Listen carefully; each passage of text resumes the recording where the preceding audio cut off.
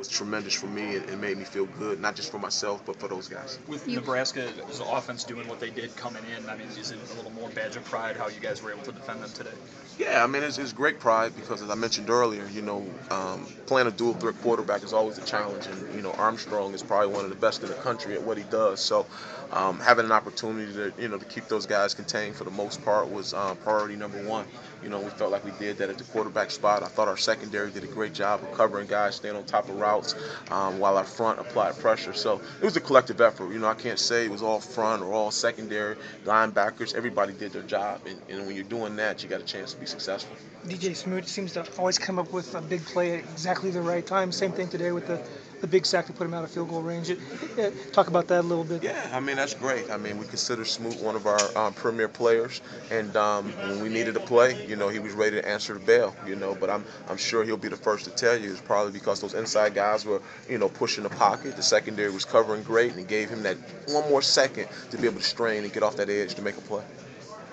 Cuban said that this was a Big Ten D-line today that he saw out there for you guys. What was your take on D-line's play? He really thinks you guys have really hit that level of where you need to be. I think we're coming. I really do. To be able to compete in this conference and to be quite honest, in the country, it starts up front. I mean, I don't think that's no secret. And, that's an area that we worked really hard to try to develop. And we feel like we're starting to see some of the fruits of our labor. Specifically what he said was that it was the first time he saw the Illini D-line as being Big Ten caliber in the time that he's been here. And does that just speak to how difficult it is to build a program when you start where you started? Yeah, I mean, I think so. But I don't think we're alone. I think if you look around the country, when you're playing with undersized guys and, young guys, it's not a good recipe for success. But obviously we're older, we're a lot stronger. And more importantly, they're playing with tremendous amount of confidence right now. And we've had criticism over the time since you guys arrived here. Is it frustrating to know that it takes that long to build something?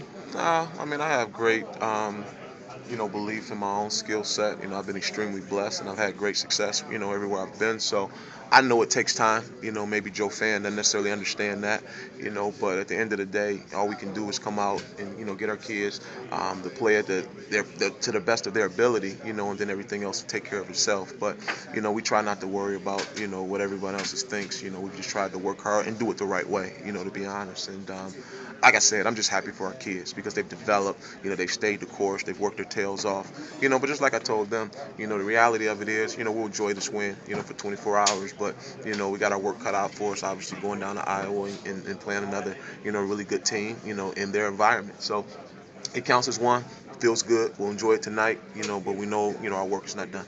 Talk about the coverage.